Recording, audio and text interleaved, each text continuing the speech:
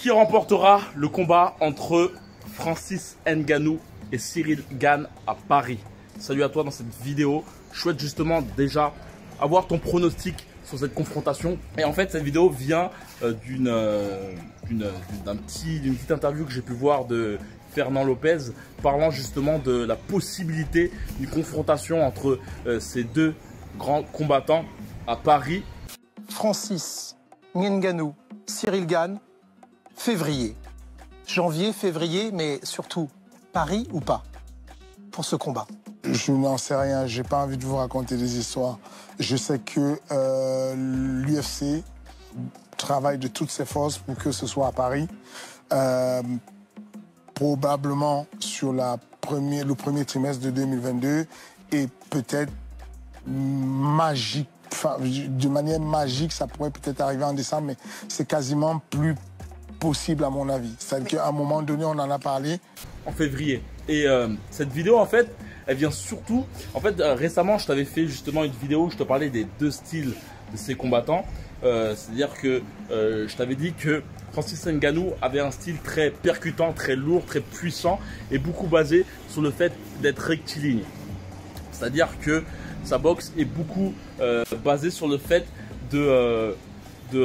d'imposer justement son poids en allant vers des attaques verticales.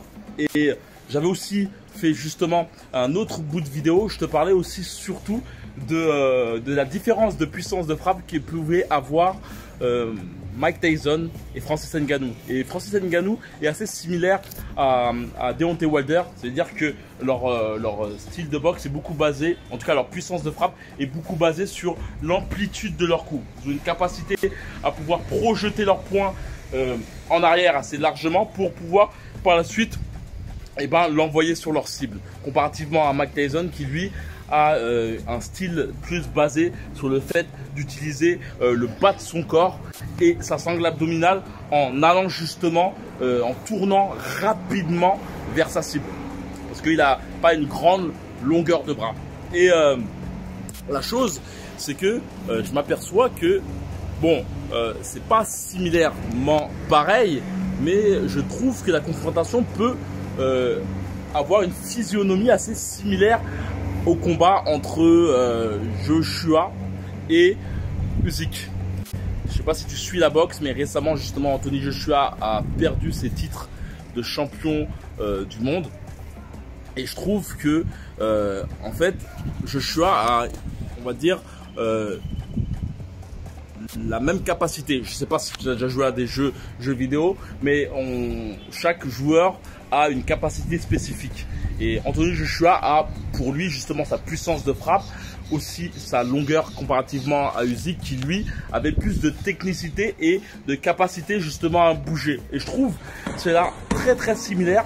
J'avais pu le dire justement dans la précédente vidéo où justement je faisais la comparaison entre les deux combattants via une vidéo d'entraînement qu'ils ont pu faire justement avant que Francis soit champion du UFC. Néanmoins, ça fait longtemps, je sais que beaucoup de personnes n'ont pas aimé justement cette vidéo car elle disait que Francis a progressé, etc. Néanmoins, il y a toujours un noyau dur qui reste. On peut, lorsqu'on s'est forgé un style, est très difficile de changer quoi. Actuellement, par exemple, Deontay Wilder qui compte faire son 3e combat contre Tyson Fury, maintenant aborde un style très longiligne. Il essaie justement d'enlever son style basé sur l'amplitude de ses coups, comme je t'ai dit précédemment, c'est-à-dire que tu peux le voir sur bon nombre de vidéos de KO de Deontay Wilder, tu peux le voir faire des gros gestes comme une éolienne. Et là, il essaie de changer justement sa boxe. Néanmoins, ça peut être regrettable pour lui parce que au bout du compte, lorsqu'on a créé sa carrière grâce à un style particulier, changer par la suite, c'est très dangereux car j'aime bien dire parfois un boxeur reste, comment dire, un diamant brut et le polir peut l'amener justement à être moins percutant, à être moins efficace et à être moins surtout agressif car la boxe de Deontay Wilder est surtout basée sur l'agressivité et surtout le côté percutant de ses coups. Et je voulais vraiment, en gros, je voulais vraiment te partager dans cette vidéo cette similitude qu'on peut voir justement entre ces deux confrontations entre Usyk et Joshua et Gane Ngannou. D'ailleurs, je voudrais vraiment avoir ton avis. Je trouve vraiment, j'ai pu voir le dernier combat de Gane. Je te cache pas que je ne suis pas l'UFC.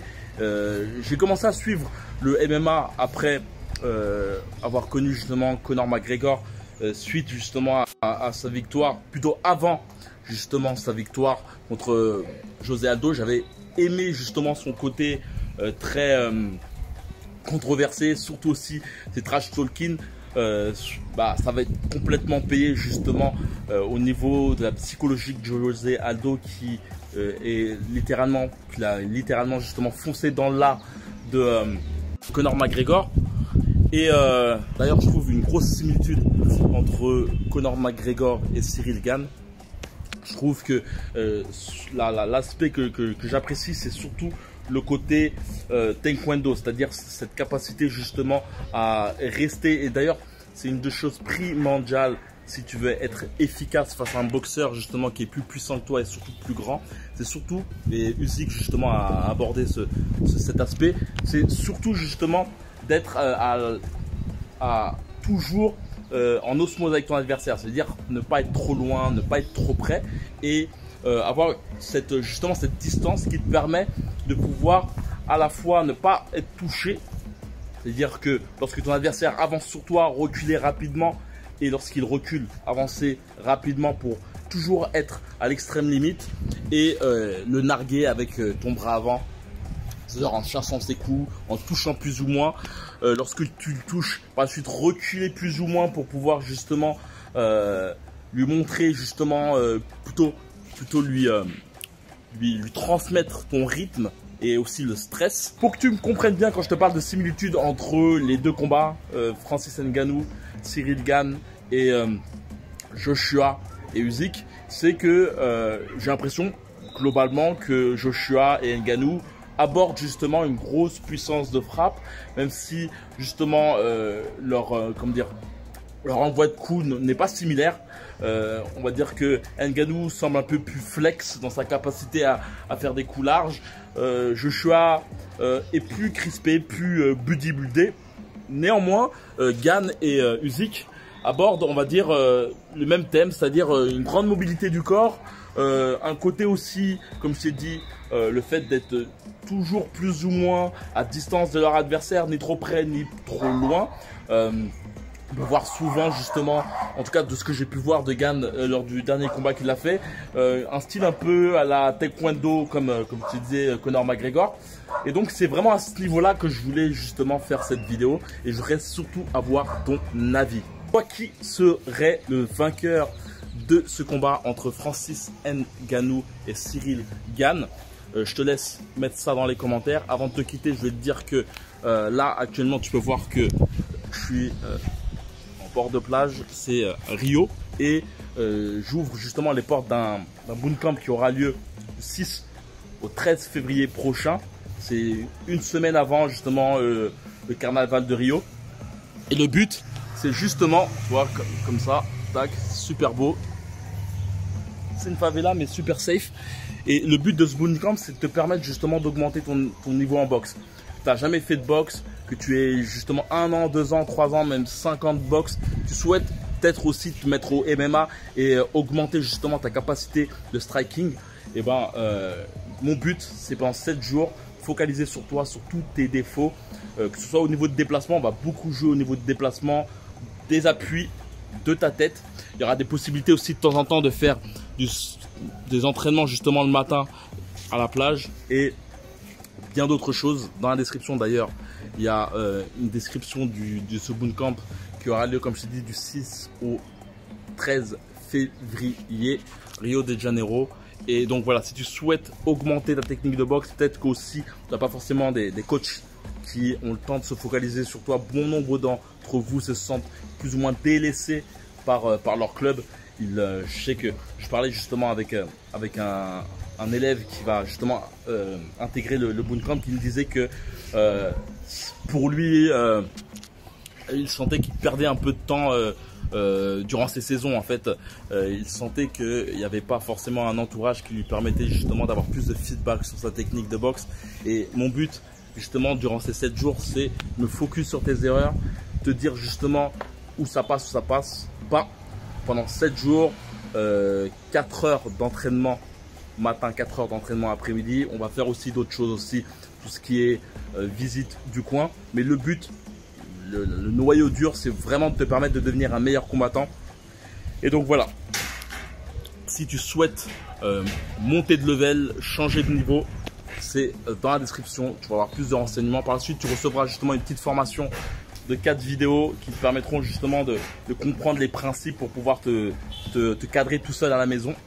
Et voilà, on en parle. Tu pourras voir aussi les avis quand tu prendras justement, tu verras la page, tu mettras ton mail, tu pourras voir les avis des précédents participants. Tu pourras voir aussi mon passif de boxeur anglaise, boxeur main nue. Tu pourras aussi voir le programme dans sa globalité, comprendre l'aspect de ce bootcamp qui a pour but vraiment de te permettre, que ce soit pour ta self-défense ou pour la compétition, le but c'est vraiment que tu ressortes de ce bootcamp avec un niveau tout autre.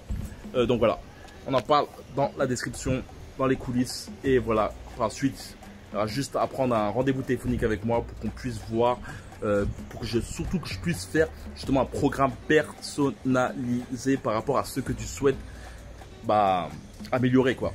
Donc dans la description comme j'ai dit, et voilà, comme d'habitude, que la boxe est avec toi. Ciao.